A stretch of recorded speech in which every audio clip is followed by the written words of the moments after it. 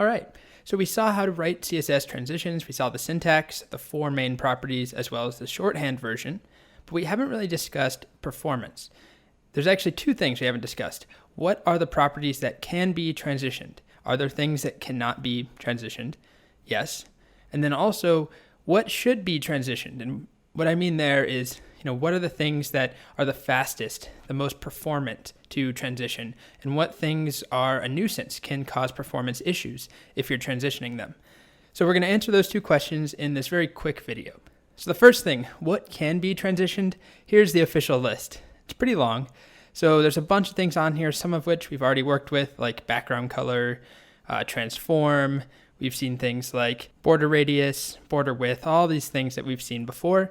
So as you can see, there's quite a large list of properties. These are the things that can be transitioned, but it's not a complete list of all CSS properties. So there are things that cannot be transitioned at all. But then there's this second question, which is, what are the things that make sense to transition? What will not affect your website performance very much to transition? And that list is much, much shorter. It's actually just 4 key properties. Now, again, this is not a hard rule. There are certain situations when you'll need to do things like background color, or perhaps something that's on this list that doesn't make it into these 4 properties. But these 4 are kind of a standard set of properties that are recommended to animate or transition, and that you should try to stick to these if you're concerned about performance. So if you're doing your own personal project, a web page for yourself, or maybe a demonstration page or some sort of art project, whatever it is, feel free to use any of these. But if you work at a company or you're starting a big app and you're concerned about the performance of your animations, perhaps you'll have 10, 20, 30, 100 different things on the page that could be transitioning at any given time, or you're worried about mobile performance, how these animations perform on iOS or Android phones in the web browsers, then you should try to stick to these 4. And these 4 don't just come out of nowhere. There's actually a reason for them. 1, there are a bunch of articles talking about them, which I'll show you. 2, I've talked to a couple different people who work at different companies. I wanted to get a feel for what their internal rules were about using transitions and what the animatable properties were. And from both companies, 2 reasonably large, 100+ person San Francisco startups, they said the exact same 4 properties. Transform, so translate, scale, and rotate, as well as opacity. So where is this coming from? Well, underlying all of this, here's a great article that kind of details it that I'll include in the resources. It's from a website called HTML5 Rocks.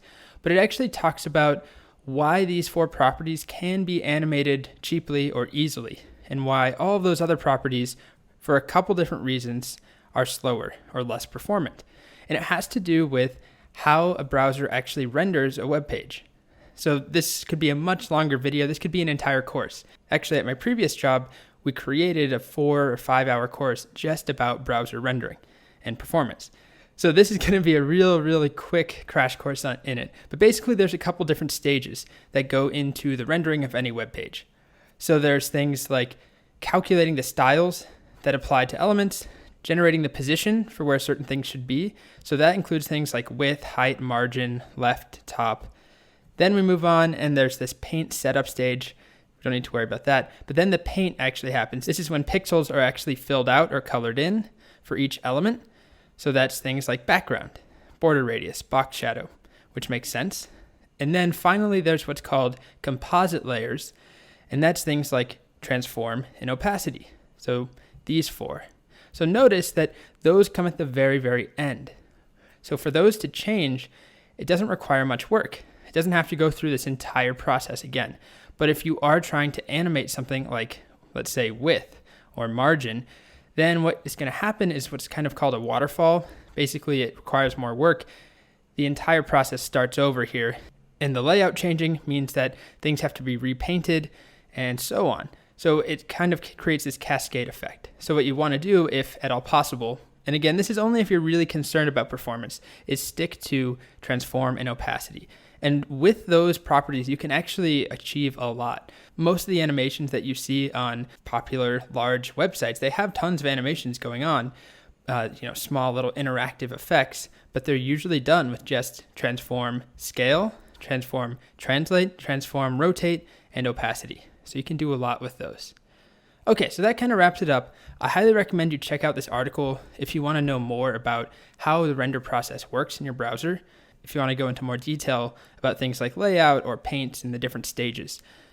But for now, just keep that in mind. It's definitely not a hard rule, but it's just worth knowing that it's out there and that there's a reason that these 4 properties are in general recommended across the web development community for your animations. Alrighty, I think that's a pretty good place to stop to wrap up our discussion on CSS transitions.